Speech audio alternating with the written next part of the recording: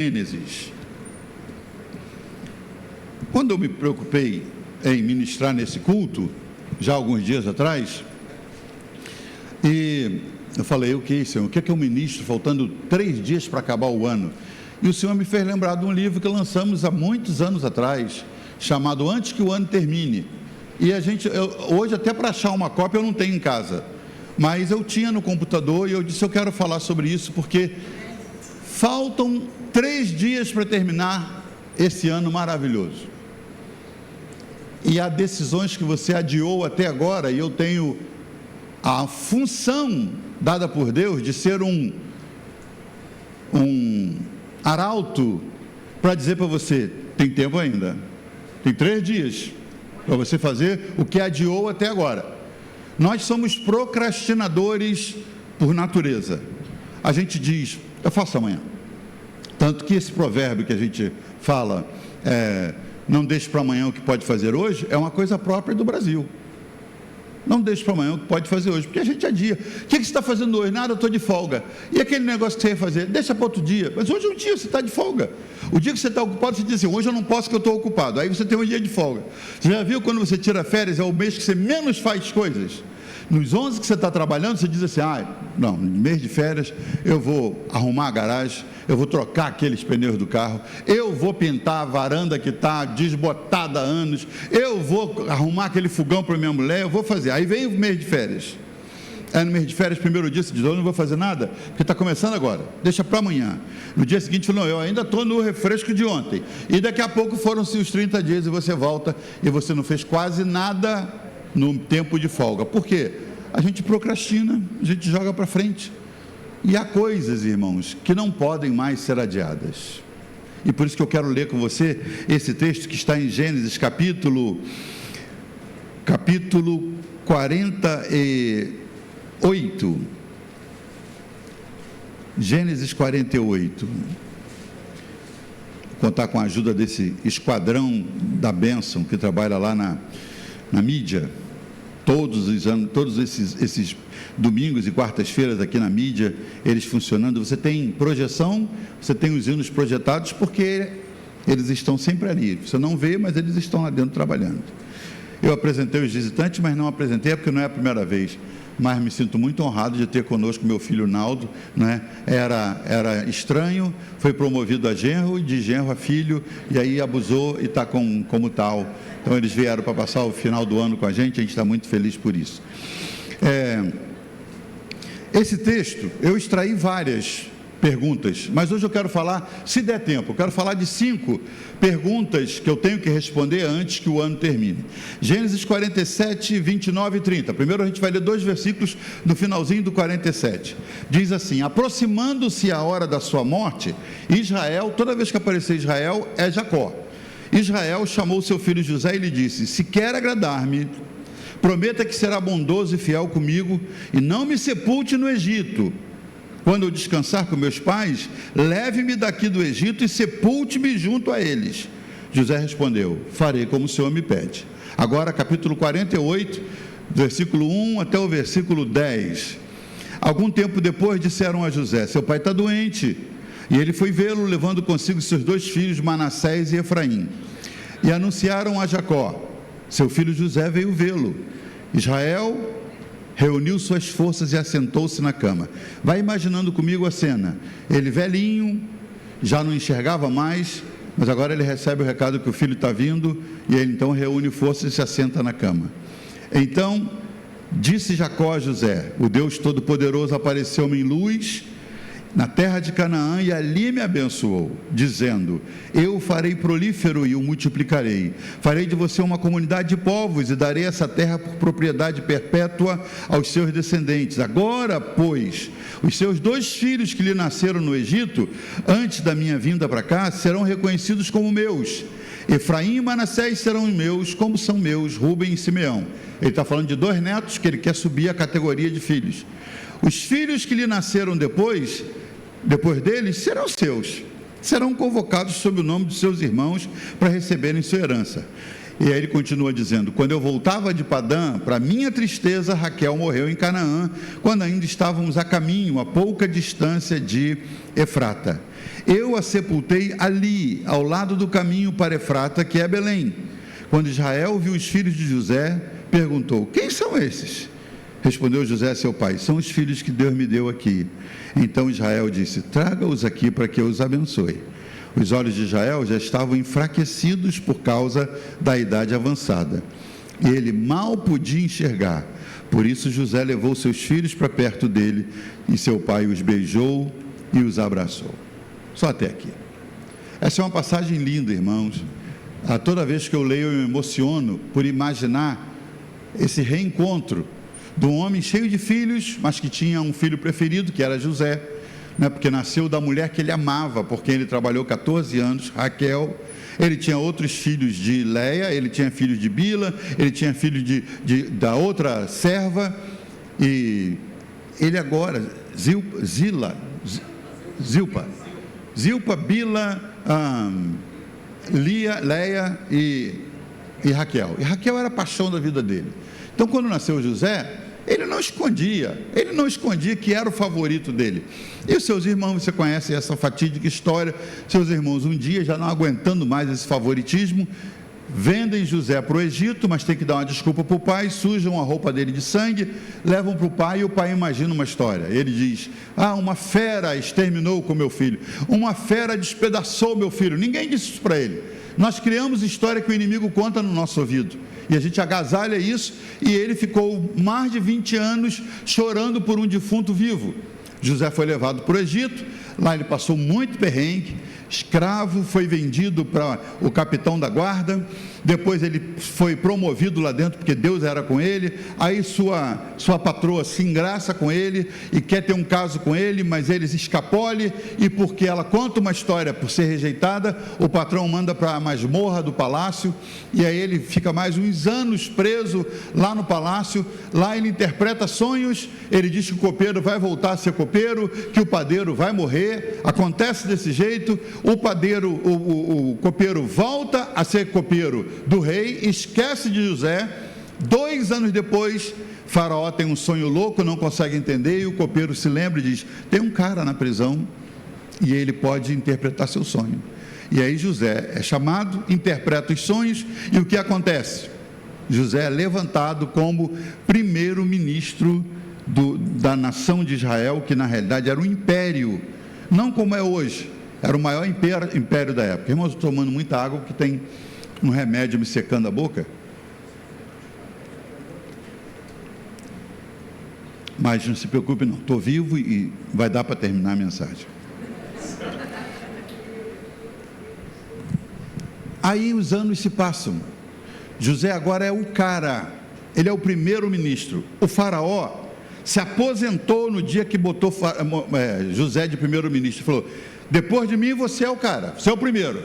Então, pela sabedoria que ele tinha, ele ajuntou muito trigo, ajuntou muitos alimentos, e depois o mundo inteiro veio comprar os alimentos lá no Egito. O pessoal foi se vendendo como escravo para o faraó. E José foi crescendo, até que seus irmãos tiveram que ir ao Egito comprar comida, e lá ele se identifica, depois de fazer uma trama, para fazer eles pagarem um pouquinho, e aí ele descobre que o pai está vivo, manda trazer o pai quase morre depois de 20 anos, quando ele recebe a notícia: pai, seu filho José está vivo, e é o primeiro-ministro do Egito. E aí ele vai morar no Egito, final feliz, glória a Deus. Anos se passaram, ele vivendo perto do filho querido, ele convivendo, os outros irmãos de José vieram também viver no Egito, e aí agora Jacó está feliz como um avô, porque todos os filhos e todos os netos estão reunidos, e os 2 netos que ele não viu nascer, Manassés e Efraim, que ele nem sabia que eles existiam, agora estão vivendo perto dele, como um avô gosta. Os avós querem ter os netos por perto, não é? Quem é avô sabe disso. De repente José está no seu labor diário, dirigindo a maior potência daquela época, recebendo embaixadas, recebendo diplomatas, recebendo mercadores, compradores, atendendo, fazendo a roda girar, movendo os bancos do Egito, os produtos do Egito, atendendo pessoas. Vem um dos seus imediatos e chega lá e diz: primeiro-ministro, pois não, seu pai está doente. É tão interessante, irmãos, que o texto não engorda com palavras esse versículo. Diz que ele está trabalhando, ele recebe a notícia, seu pai está doente, ele para imediatamente tudo que ele está fazendo e deve correr até em casa para pegar os 2 filhos, não sei que idade tinham Efraim e Manassés, mas ele programa imediatamente algo que não estava no programa, visitar o pai dele. E antes dessa visita, a gente é lembrado no capítulo anterior, que quando Jacó está sentindo que está ficando velho e vai morrer, ele chama José, ele tinha 12 filhos, mas ele chama José, e ele diz para José assim, meu filho, eu quero que você me prometa algo, que quando eu morrer, você não vai deixar que enterrem meus ossos nesse país, não tenho nada com o Egito, estou desfrutando, estou morando bem, estou feliz que você é o primeiro-ministro, mas aqui não é meu lugar, eu quero que quando eu morra, você se responsabilize para pegar meus ossos e levar para Canaã, de onde nós somos. Ele falou, pode deixar comigo, você promete? Ele falou, prometo. E daí o texto se desenrola, vai para o capítulo seguinte, que começa com a notícia de que Jacó agora está doente, tem um interregnozinho, um intervalo entre o capítulo anterior e esse, agora ele está mais doente, mais próximo de morrer, já não enxerga mais, e aí José recebe o aviso, seu pai está doente, e aí ele vem correndo para fazer a visita. Que perguntas nós precisamos responder baseado nesse relato lindo de José e Jacó? Que perguntas nós precisamos responder antes que o ano termine? Algumas delas. A primeira é, há alguma promessa, deixa eu acompanhar, que eu fiz e ainda não cumpri? José prometeu ao pai que levaria os ossos dele quando ele morresse. Agora o pai está perto de morrer, José está se lembrando. A gente faz promessas, irmãos, e nem se dá conta do peso que elas têm. Há um dito que diz assim, o caráter de uma pessoa pode ser medido pela sua determinação em cumprir, já veio? A sua determinação em cumprir o que prometeu fazer. O caráter de uma pessoa pode ser medido pela sua determinação em cumprir o que prometeu fazer. O lugar mais sagrado que existe é o altar do Senhor. Nós fazemos promessas no altar do Senhor. E até essas, quantas vezes nós quebramos? Hoje, irmãos, é incrível. Não se coloca mais no esboço que os celebrantes vão ler na hora do casamento. Os noivos não querem mais que diga assim, você promete ser fiel na pobreza e na riqueza, na escassez e na fartura, na alegria e na tristeza? Não pode falar mais isso. Eu insisto em falar. E dou ênfase. Porque não é diante de mim que você está falando, você está falando diante do Senhor. Diante do Senhor que inventou esse negócio de casamento. É diante do inventor e mantenedor que você está dizendo, eu prometo. E não parece nada, mas principalmente para a mulher que está se casando, essa palavra do marido, eu prometo, na saúde e na enfermidade, você transmite segurança, esse cara não vai me deixar. Eu posso ficar doente, eu posso ficar desempregada, eu não vou depender de ajuda dos outros. Eu tenho um marido que enquanto ele viver, ele vai cuidar de mim. Essa frase mostra caráter de uma pessoa que pode ser medido pela sua determinação em cumprir o que prometeu fazer. Quando a Deus fizeres um voto, e aqui quero lembrar um texto que está em Eclesiastes, quando a Deus fizeres um voto, não tardes em cumpri-lo, nem se atrase. Melhor é não prometer, na versão que eu coloquei ali, do que prometer e não cumprir. É melhor não prometer. Deus não está exigindo que você prometa, Ele só está dizendo, se prometer, cumpra. Porque nós servimos a um Deus de promessas. E sorte nossa que Deus cumpre as promessas que Ele fez para nós. Ele mantém as promessas, independente de nós. Então, a primeira pergunta que eu tiro é essa: há alguma promessa que eu fiz nesse ano de 2025, que está terminando em 3 dias, e que eu ainda não cumpri? Se você fez, você vai estar sendo lembrado agora. O Espírito Santo é bom nisso. Ele está te lembrando, promessa que você fez, promessa simples, para o filho: meu filho, se você for um bom filho, eu te levo para passear na Quinta da Boa Vista, para você andar de bicicleta e andar de barquinho lá comigo e tal. Tem 3 dias para você ir para a Quinta. Tem 3 dias, se você cumpriu, prometeu isso. Porque você pode achar assim: não, pastor, mas eu tenho um ano que vem todo para fazer. Para a criança, ele está registrando. É pai que diz: tira uma boa nota que na saída da escola, quando você voltar da prova com bom resultado, eu paro para tomar um sorvete. Aí na hora que ele sai, na cabeça dele, irmão, ele falou: tem um sorvete garantido, que meu pai vai pagar. Porque ele se esforçou, ele tirou boa nota. Quando você sai de lá, ele fala: pai, o sorvete. Que sorvete? Você já não lembra mais. Sorvete que você falou. Mas o tempo está com cara de chuva. Você quer saber disso?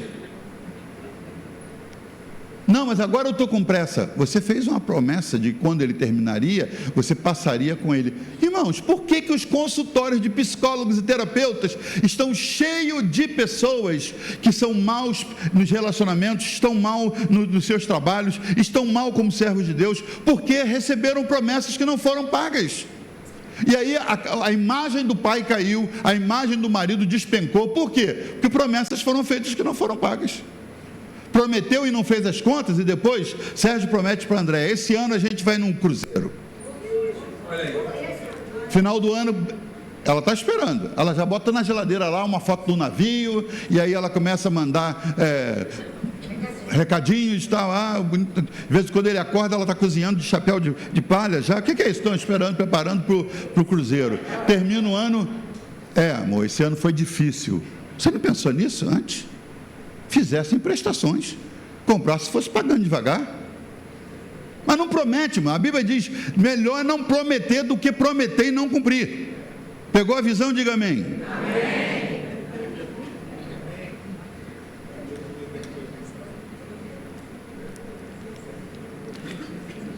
Enquanto eu bebo água, você pensa aí.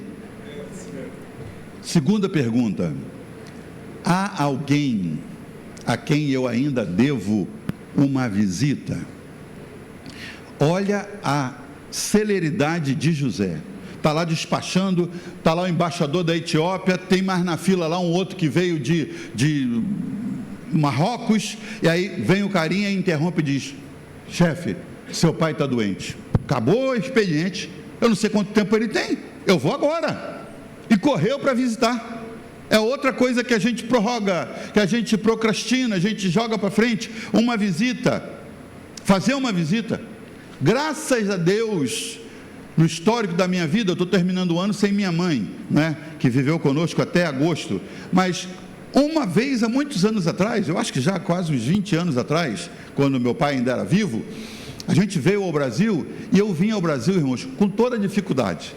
Eu nunca consegui fazer caderneta de poupança, nunca consegui juntar dinheiro, mas todo ano eu pegava a esposa e as meninas: a gente tem que ir no Brasil, e a gente vinha, passava um mês aqui, e eu tinha que pregar esse mês inteiro. As crianças reclamavam: pai, você vem e fica saindo toda noite para pregar. É que elas não entendiam que era para pagar o bilhete que eu comprei, para pagar com 30 dias, eu comprei e na volta eu tinha que ir lá na agência e pagar os 4 bilhetes. Então eu saía, vinha para o Brasil, passava os dias festejando, almoço na casa de um, na casa de outro, de noite apacentar, no outro dia comunidade Zona Sul, no outro dia lá para pregar na igreja que eu ia sempre, Sara Nossa Terra. E eu tinha os compromissos que me geravam ofertas, eu tinha que cumprir, pagar aquilo no final. Então eu comprava o bilhete todo ano, comprava me endividando. Meu genro me ensina que não é dívida, é compromisso financeiro, né? Então compromisso financeiro para 30 dias, e aí eu tinha que fazer, mas eu vinha para que não perdessem contato com os avós, que vale até hoje. E numa dessas viagens, meu pai estava doente, eu vim ao Brasil, e aí foi quando eu vi que meu pai tinha tido uma isquemia cerebral, e meu pai não estava falando mais, ainda que pudesse, mas ele não falava, não queria se levantar da cadeira e tal, e a gente orando para o Senhor manter meu pai vivo, orando, eu, meu irmão, minha irmã, até que nessa visita, eu falei: pai, a gente está sendo egoísta. Ele estava me entendendo. A gente está orando para você ficar vivo quando você quer ir embora. Você sempre foi muito ativo. Você hoje não está ativo, você está pesando para a mamãe, você se preocupa com isso. Você quer ir embora para o céu, pai? Quer que a gente pare de orar? E ele começou a chorar. Eu falei: já entendi, eu entendi. A gente não vai orar mais, pai. Eu falei: eu estou te liberando, pai. Liguei para minha irmã, e falei, mana, liberei papai. Ela chorou muito, falou, eu libero também. Ligamos para o outro irmão, o último que mora lá na Califórnia, e meu irmão, sendo mais velho, eu não libero, porque eu vou aí em dezembro, eu vou ver papai ainda e vou curtir. Isso era abril.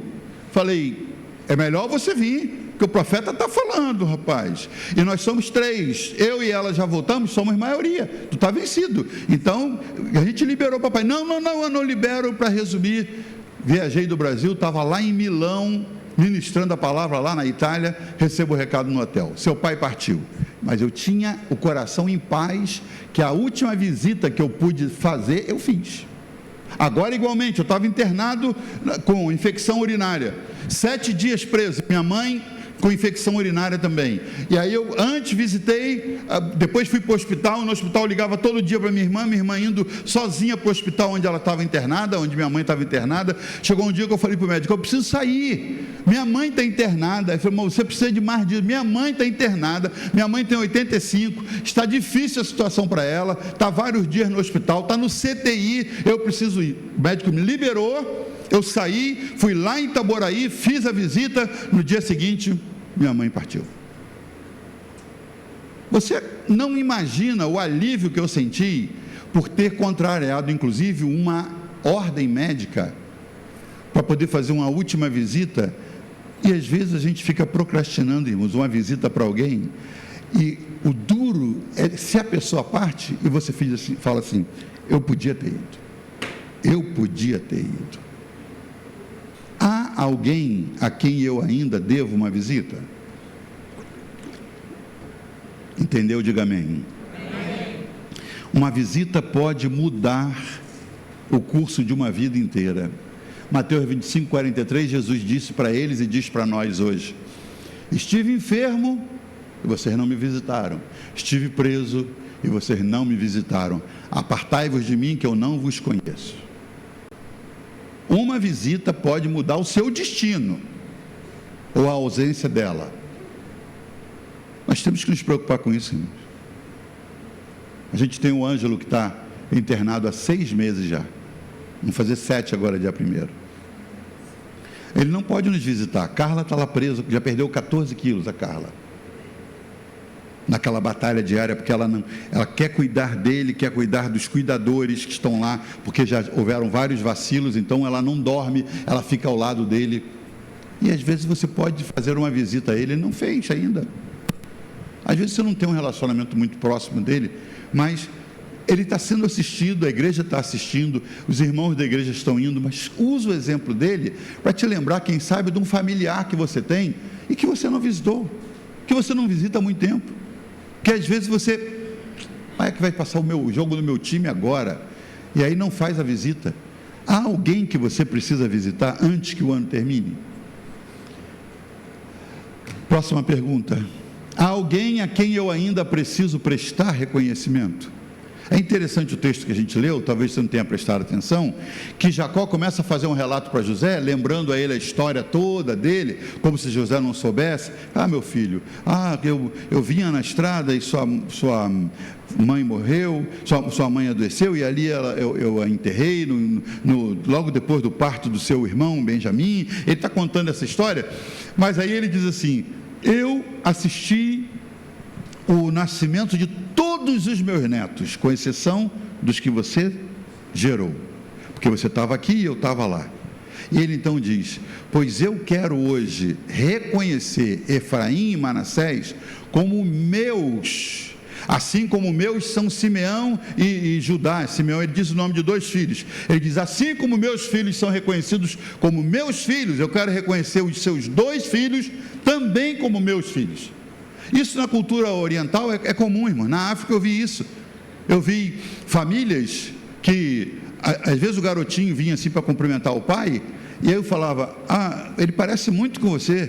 Aí ele falou assim, é meu filho. Eu falei, mas ele não é filho daquele senhor? Falou, hoje é. É que aqui, quando o primeiro filho sai de casa e se casa, ele deixa uma lacuna. Então o primeiro filho que ele tem que devolver, dar para o pai dele, para ficar no lugar dele.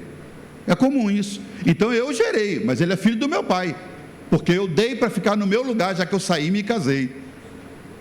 É o que Jacó estava dizendo para José: você gerou esses garotos, mas eu quero reconhecê-los como meus, assim como meus são os outros filhos. Por quê? Porque eu quero dar o meu nome para eles, eu quero dar herança para eles, eu quero que eles sejam reconhecidos no clã de Jacó, eu quero que eles façam parte da minha história, eu quero reconhecê-los. E aí vem essa pergunta: há ainda alguém a quem eu preciso prestar reconhecimento? O que é prestar reconhecimento? Para que você entenda, se você é pai, reconheça seus filhos como presente e não como fardo. Irmãos, os filhos primeiro não são nossos, nós somos mordomos dos filhos que Deus colocou sob nossa responsabilidade. Segundo, eles não são um fardo. Uma criança pode perder o sono e se tornar uma criança triste, só por ela ouvir assim, o pai dizer assim para a mãe: eu não aguento esse menino mais. Se não aguenta, o que é algo que a gente não aguenta? É um peso. Você está carregando uma bolsa do mercado até a hora que você fala: deixa eu botar isso no chão que eu não aguento mais. É um peso. E às vezes nós falamos, está ali o neném da Joana e do Marcelo, é uma gracinha, mas ele vai crescendo e vai pesando em todos os sentidos. É mais despesa, é um tênis novo, é mais comida, é mais horas de sono perdidas. E se não vigiarmos, tem uma hora que a gente fala: ai, Senhor, eu não aguento mais esse menino. Tem 4 noites que eu não durmo. Imagina se Deus pegasse essa frase ao pé da letra e dissesse: eu vou te aliviar de tudo que é peso. Aí você fala: ah, Senhor, não aguento mais esse menino. Pronto, já foi, levei. A gente não quer isso. A gente não quer. Mas nós, como pais, temos de reconhecer nossos filhos como um presente e não como fardo. E os filhos? Os filhos precisam reconhecer seus pais como troféus, ainda que imperfeitos. Quando é que um filho reconhece plenamente que seu pai é um presente de Deus? Quando ele tem um filho. Ah, irmãos, você vai falando as coisas para o seu filho não sabe de nada, virou um coroa, não sabe mais nada. Rapaz, tadinho, está tão antiquado e tal. Aí ele casa, e aí ele tem um filho. Quando esse filho dele começa a crescer e começa a discordar dele em tudo, aí ele começa a entender: meu pai estava certo. Vai levar uns anos. Essa semana a gente estava conversando sobre o córtex frontal. Só aos 25 anos que ele se forma completamente. Um garoto de 16, 17 anos, 18 anos, ele pode votar, ele pode fazer filho, mas ele ainda não tem condições de tomar decisões sozinho, porque ele ainda não tem o seu cérebro formado completamente. Ele não vai escolher a esposa certa sozinho, ele não vai escolher a faculdade certa sozinho. E às vezes você, porque tem um filho que está com 15, 16, 17 anos, não, mas ele já é um garoto, ele não sabe, ele precisa da sua orientação. Ah, pastor, mas se eu oriento, ele se chateia. Não ligue para a chatice dele, porque ele nem sabe que está sendo chato. Depois dos 25 ele vem falar: pai, obrigado que você me ajudou a fazer aquela faculdade, porque eu ia me dar mal se eu fizesse a outra, que hoje eu vejo que eu não tenho vocação para aquilo. Ou então: pai, obrigado que você não me deixou casar com aquela menina, porque hoje eu vejo que eu não suportaria aquela menina. Mas você, para não se sentir ofendidinho, porque o filho fica triste com a sua decisão, você acaba apoiando uma decisão dele, você concorda, você libera uma decisão com 14, com 18, 19 anos, quando a cabeça dele não está formada ainda. Está aí ainda? Diga amém. Amém. Filhos, reconheçam seus pais como troféus, ainda que imperfeitos. Nós somos imperfeitos, mas no nosso afã de cuidar bem dos nossos filhos e fazer deles cidadãos honrados, a gente às vezes até extrapola no zelo, na exigência. Tem pai aí? Diga amém. Por que não reservar um tempo para reconhecer o valor que você deve a alguém? Um professor, pais que têm filhos na escola, compre uma lembrancinha. Se ele vai voltar para a escola agora, vai pegar o mesmo professor, porque se não é o mesmo, já perdeu, você já perdeu, né? Você não comprou. Mas uma bobaginha que você compra, ou manda fazer, e um bombonzinho que você compra, e você manda entregar: professora fulana de tal, obrigado por me ajudar a crescer no conhecimento. Ela vai saber que não foi nem teu filho que escreveu, mas vai se sentir reconhecida. Reconheça as pessoas que Deus faz passar no seu caminho para tornar a sua vida mais agradável. As reclamações, elas saem facilmente da boca, irmãos. As críticas, elas vêm fácil. Agora, o reconhecimento, dizer, valeu, obrigado por você estar na minha vida. Às vezes a gente esquece de fazer isso com o cônjuge, fazer isso com os filhos, fazer isso com o porteiro, fazer isso com alguém que veio entregar alguma coisa na nossa casa. Eu tenho colocado no meu coração um estilo de vida diferente. Senhor, eu quero ser mais generoso. A Bíblia diz assim, a alma generosa engordará. Eu falei, Senhor, fisicamente eu já cumpri esse versículo. Agora eu quero cumprir o versículo espiritualmente, financeiramente. Falei, eu vou ser mais generoso. E como você reconhece uma pessoa? Você compra um remédio, o sujeito vem entregar debaixo de chuva de bicicleta, todo molhadinho. Aí você ainda manda o porteiro do prédio assim, diz para ele subir, tadinho. Ele está lá, dia 24 de dezembro, você está fechando sua festa de Natal, ele está na rua, pedalando debaixo de chuva, vai te entregar uma dipirona que você comprou. Aí quando ele bate na porta, quanto foi? Ah, foi R$19,90. Aí você, 19, 19,90. Nem o 20 você inteira. Você não reconheceu que alguém se esforçou. Ah, ele ganha da farmácia, a farmácia vai dar a ele. A farmácia está reconhecendo que ele é um empregado. Você está reconhecendo que ele está te fazendo um grande favor e você está pagando a ele por isso. Está reconhecendo, não está pagando o trabalho, mas está reconhecendo. Deu uma boa gorjeta. Ontem à noite chegou o rapaz lá em casa. Aí, mestre, que tempo eu não venho aqui? Eu falei, isso é bom, né? Bom que eu não estou adoecendo, ou você não está vindo. Aí, quando ele terminou, ele mostrou a máquina. Aí eu falei, tem como mudar? Ele tem. Eu falei, põe aí mais uns R$10 para você. Ele, oi? Eu falei, para você. Era um valor pequeno. Eu falei, põe aí para inteirar. E ele ficou chocado, irmão. Eu falei, isso não é um negócio que acontece todo dia. Não acontecia comigo, por exemplo. Ontem eu extrapolei. Eu falei, deixa eu reconhecer o valor de alguém trabalhando de noite, perto da meia-noite, entregando um remédio. Mínimas coisas que nós fazemos provam que a gente reconhece. Sabe quando que você dá valor à gorjeta? Quando você é garçom. Quando você é o comedor, quando você é o cliente, é o patrão, o patrão vem o sujeito, gorjeta sugerida. Aí você olha, R$19 de gorjeta, que é isso, meu Deus? 19, a gente comeu isso tudo? Não, você comeu 200, está te cobrando 19 de gorjeta. E aí você faz o que qualquer pessoa faça. Agora, quando é que você sai da mediocridade? É quando você extrapola e diz, toma aqui, gorjeta. Você mostra reconhecimento. Que diferença a gente faz na vida das pessoas, irmãos, quando a gente reconhece. Quando o marido que chegou em casa, trabalhou cansadinho, tá bom, mas ele passou o dia fora trabalhando, e a mulher não passou o dia fora vendo televisão, ela trabalhou o dia inteiro. Ela lavou a roupa que você deixou suja do dia anterior, ela arrumou a cama que você deixou desarrumada, ela arrumou a mesa que você tomou café e não tirou, ela fez uma comida para quando você chegasse, aí você entra e diz, ai, estou morto, amor, ai meu Deus, você não imagina, hoje veio uma cliente, hoje veio isso, hoje veio aquilo, aí você está contando o seu ritual, do dia difícil que você teve. Quando termina, amor, põe essa comida aí que eu estou morto de fome. E o reconhecimento, amor, que bom que a casa está cheirosa. Já imaginou se a casa estivesse fedorenta? Já imaginou se você chegasse e falasse assim, amor, a comida, não tem comida não, trabalhei o dia inteiro, estou muito cansado. Lavei sua roupa, andei com seu cachorro e tal, não fiz comida nenhuma não. A gente às vezes tem que perder para reconhecer. Por que não reservar um tempo para reconhecer o valor que você deve a alguém? Faça-o publicamente. Críticas, irmãos, a gente faz no privado. Elogios, reconhecimento, a gente faz em público. Ai, fui tão abençoado hoje no louvor. Foi, irmão. Isso custou um preço. Enquanto você dormia, alguém estava ensaiando. Enquanto você via a televisão, alguém estava aqui afinando o instrumento. Alguém estava escolhendo as canções, orando a Deus, pedindo. Aí você chega aqui, desafinado da vida, desentrosado de Deus. Aí chega aqui e aí o louvor é dado gratuitamente. Você só vai no embalo. É como entrar numa canoa que vai navegar atravessando um lago. Você não programou nada, mas você entrou. Aí vem a primeira canção, aí você vai sendo embalado pelo colo de Deus. Aí vem a segunda e a terceira, você chora, se emociona, agradece. Né? Quando termina, alguém promoveu aquilo. A banda.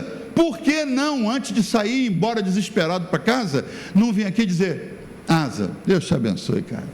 Beth, Deus te abençoe. E lá nos garotos que tocaram, Deus abençoe. Porque enquanto você está dormindo, eles já estão aqui na igreja se preparando preparando o culto, porque você vai vir para oferecer. Você nem pensou em canção nenhuma. Eles pensaram para facilitar o seu louvor, a sua adoração. Por que não reconhecer o valor que alguém tem na sua vida? Faça-o publicamente, seja pródigo, esbanje elogio, esbanje reconhecimento. Você é o cara, Deus te abençoe. Já falei que você é bom nisso? Já, vou falar de novo. Não precisa economizar, irmão. Seja pródigo, esbanje reconhecimento. Vamos para mais uma pergunta. Há algo ou alguém que eu ainda preciso sepultar? Lembra da história? Quando Jacó, ceguinho já, recebendo a visita de José, ele fala assim: meu filho, deixa eu te contar um negócio. Quando eu estava vindo no caminho, sua mãe morreu, minha querida Raquel morreu, eu a sepultei ali mesmo no caminho de Efrata, que é Belém. Eu não esperei chegar na próxima cidade, achar um cemitério que eu agradasse. Eu não esperei chamar o plano do SAF para vir pegar sua mãe e levar para um hospital deles. Eu a sepultei ali mesmo. O que isso significa? Que nós podemos ter alguma coisa para sepultar ainda esse ano, e tem que ser feito nos próximos 3 dias. Você tem a tarde de hoje para adiantar. Há algo ou alguém que você precisa sepultar? Preguei aqui semana passada sobre lixo, batalhas perdidas, noivados rompidos, relacionamentos frustrados, firmas falidas, decepções engavetadas. Tudo isso precisa ser sepultado. Coisas que te magoaram, eu morro, mas não perdoo. Sabe aquela história que uma vizinha chamava a outra de piolenta, e ela falou: para com isso, eu tive piolho quando eu era criança, mas você é um piolho na minha vida e tal. E brigaram, até a hora que ela caiu numa poço de areia movediça e foi se enterrando. Aí a outra falou assim: diz que eu não sou piolenta, que eu te tiro daí. Ela morreu assim, ó, fazendo assim com a unha, sumiu na lama, mas não parou de fazer, não enterrou. Arranjou um problema com o vizinho, arranjou um problema com a mãe, com o irmão. Sepulta isso, irmão, nesse final de ano. Há alguém que você precisa sepultar? Não, eu estou esperando a hora. Jacó deu uma lição: morreu na estrada, enterrei na estrada. É ali mesmo, não quero carregar defunto não. O que defunto promove, irmão? Defunto só promove mau cheiro. Vou enterrar agora. E você às vezes está carregando esse ano inteiro um defunto agarrado a você aí. Paulo usou uma expressão, teologia profunda para você agora. Paulo usou uma expressão assim: quem me livrará do corpo dessa morte? É estranho para nós em português, a gente não fala assim. De que Paulo estava falando? De uma prática que o Império Romano desenvolvia. Ela pegava um sujeito, pegava 2 bandidos, por exemplo, que roubaram cavalos, e matava um, e acabou de matar, amarrava aquele homem que está morto ao outro que está vivo, amarrava, acorrentava os 2, um de rosto para o outro assim, o morto e o vivo condenado, e deixava: você está livre. Só que o cara não conseguia sair, aquele morto ia apodrecendo, colado no corpo do vivo, e os bichos iam saindo do morto para o vivo, e o vivo era comido pelos bichos do cadáver a quem ele estava apegado. Por isso que ele diz: quem me livrará do corpo dessa morte de pecado que vai me contaminando? Quando você carrega um defunto com você, você está apodrecendo, e os bichos do cadáver estão te comendo também. Você tem que se livrar. Para na beira da estrada, e é aqui mesmo que eu vou. Não vou nem esperar amanhã, eu vou enterrar hoje. Quando sair do culto, enterra esse defunto que você carrega até agora. Há alguém ou algo que eu ainda preciso sepultar? Sepulte. Pastor da igreja antiga que você disse que ele te magoou, sepulta isso, não é o pastor, sepulta essa mágoa,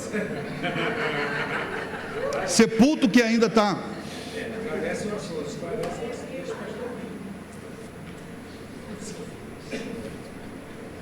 Faliu esse ano, enterra essa falência para poder prosperar no ano que vem, irmão. Fez um voto e não cumpriu, cumpre, sepulta isso para poder entrar num ano novo, diferente. Deixa eu ir embora, gente. 5ª e última pergunta: há alguém a quem eu ainda preciso abençoar? Olha que lindo, pastor Sérgio.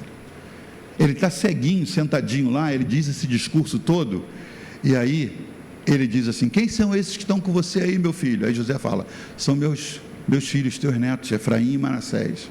Ele diz: traga-os aqui, porque eu quero abençoá-los. E José aproxima os meninos dos joelhos do avô, né? Há uma cena em que na hora que ele vai orar, ele troca o braço, porque ele tinha que colocar a mão direita com as maiores bênçãos representadas sobre a cabeça do mais velho, e aqui estava o mais velho, ele cruza o braço, e ele põe a mão dele na cabeça do mais novo, e aí José não gosta, interrompe, mas ele fala: eu sei o que eu estou fazendo, mas ele diz: traz os meninos aqui, para que eu possa abençoá-los. E aí ele profere uma bênção para os garotos, mas o que ele faz antes de abençoar verbalmente? Ele abraça e beija os filhos de José. Esses dias eu estava conversando com alguém que falou que na igreja dele ninguém pode abraçar nem beijar, porque isso é coisa perniciosa. Eu falei: mas Paulo nas cartas várias vezes diz assim: saudai-vos com beijo. Por que o beijo deixou de ser santo? Eu sempre, irmão, beijei todo mundo na igreja, porque aí se uma irmãzinha mais nova diz assim: pastor me beijou, a mais idosa fala: ele beijou também. Então ninguém pode se sentir privilegiado. Eu beijo homem, beijo mulher, beijo velho, beijo novo, beijo todo mundo. Se eu não te beijei ainda, porque você é meio arisco, mas se você passar e segurar, eu vou te beijar. O beijo fala de proximidade, de intimidade, e a Bíblia diz que ele abraçou e beijou os meninos. A bênção vem no capítulo seguinte, quando ele diz assim: filhos de Jacó, aproximem-se, e eu vou dizer o que será o futuro de vocês. Ele não disse: assim diz o Senhor. Ele profetizou bênçãos sobre todos os filhos, mas quem recebeu primeiro foram os netos, filhos de José, na visita que José fez. Olha o valor da visita. A Bíblia diz: traga-os aqui, porque eu quero abençoá-los. E ele abraçou e beijou. Qual foi a última vez que você beijou seus filhos? Que você beijou a esposa? Que beijou seu cônjuge? Que beijou os seus irmãos? Se você não conhecer minha irmã e olhar os recados dela, ou uma gravação de um zap dela para mim, primeiro ela me chama de bonito. Irmã, ela exagera, mas ela fala: oi bonita, é sempre assim, nunca me chama pelo nome. Eu chamo ela de irmãzinha. Oi irmãzinha. É a única irmã que eu tenho, queridíssima. Mas todo recadinho, ela pode ter ligado para dizer: a gente tem que ir lá na casa de mamãe, porque a janela caiu, quebrou, tá bom? Tá. Te amo, irmão, te amo, bonito. Eu falo: te amo, irmãzinha. Quem olha e fala: caramba, tem uma outra mulher falando que te amo para o pastor. É minha irmã, que ela quer confessar o amor dela por mim, toda a ligação que ela faz. Isso nos vincula, irmãos, nos apega um ao outro. E a gente faz a mesma coisa com o outro que mora lá na Califórnia. Ele é meio arisco, mas a gente fala: te amo. Ele: eu também. Mas assim, às vezes eu falo: te dei chance, você não falou, hein? Então eu falei primeiro. Você abençoa as pessoas mostrando proximidade quando você abraça e beija. Jacó fez isso com os netos: traga-os aqui, eu quero abençoá-los. Há alguém que ainda você precisa abençoar nesse ano, nesses 3 dias que faltam? Abençoar com um presente, abençoar com um abraço, abençoar com uma palavra bonita, abençoar dizendo: eu quero te abençoar, como a gente tem o dever de fazer na autoridade que a palavra de Deus nos diz. O Senhor disse para Abraão: abençoarei quem você abençoar. Você abençoa, é o que eu vou confirmar. E disse para Pedro e para os discípulos: o que vocês ligarem na terra, eu conecto aqui em cima. Quando você diz para alguém: eu te abençoo, eu declaro sobre você um ano abençoado, você está declarando aquilo que Deus vai determinar através da sua boca. Jacó não perdeu essa oportunidade. Antes de abençoar com qualquer palavra, ele abraçou e beijou os filhos de José. Então quero que você fique de pé, por favor, e haja antes que o ano termine. Antes que o ano termine, você pode pegar na mão de alguém agora e dizer: eu quero te abençoar, meu irmão.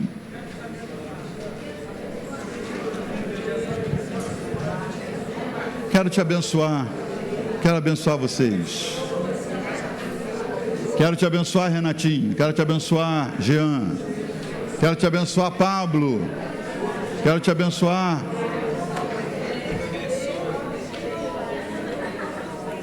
Dani. Quero te abençoar, Dani.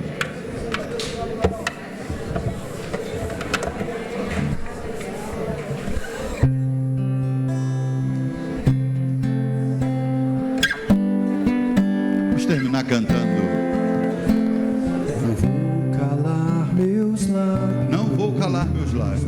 Vou profetizar, Manifestar a graça, demais. abençoar quem Deus quer.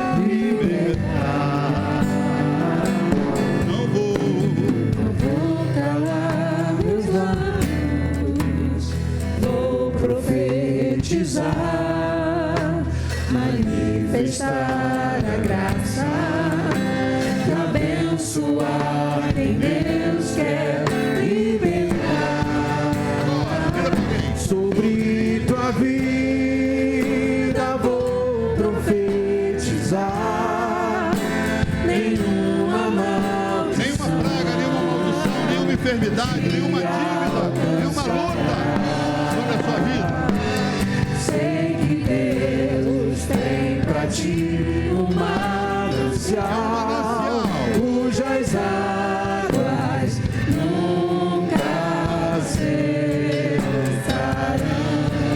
Eu sei que Deus tem pra ti um manancial, cujas águas nunca cessarão. Segura a mão do seu irmão para a gente orar. Eu espero que essa mensagem seja um lembrete de Deus para a sua vida. Alguém a quem ainda você deve uma visita, faça. Alguém aqui você precisa abençoar, abençoe. Com abraços e com beijos. Na última visita que fiz ao Ângelo, ele estava lá, aparentemente ausente. Eu falei assim, eu estava cantando, eu sempre levo o violão, aí eu falei, Carla, qual a canção que ele gosta? Aí ela falou, ele gosta da Gratidão, aquela que nós cantamos hoje aqui. Então tá bom. Aí comecei a cantar, irmãos, eu me emociono. Eu estava cantando com a Ângela e com ela, e aí ele começou a se apertar assim, e aí os olhos foram marejando e ele se emocionando, se dá uma palavra. Eu falei, eu estou abençoando meu irmão, cantei uma canção que ele gosta. E ele se emocionou ali, sem me dizer uma palavra, mas a cuidadora foi e secou os olhos dele assim, e falou, olha, ele está se emocionando. Quando você abençoa, quando você faz algo para que a outra pessoa se sinta bem, você transmite Deus na vida das pessoas. Pai, nós queremos que essa palavra seja um lembrete, um recordatório do Teu Espírito para nossas vidas. Seja uma promessa que ainda está pendente e precisa ser cumprida, Senhor, que ela seja cumprida. Seja uma visita que ainda está no esquema, na agenda, mas não aconteceu, que ela aconteça. Seja, Senhor, alguma coisa que precisamos sepultar, que venhamos a sepultar para terminar o ano sem esse cadáver fedorento nos acompanhando.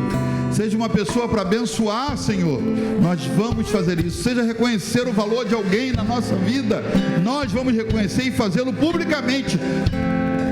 Senhor, que esses 3 dias sejam tempo de muito trabalho para cumprir aquilo que ainda está pendente, mas que o Senhor nos lembrou essa manhã.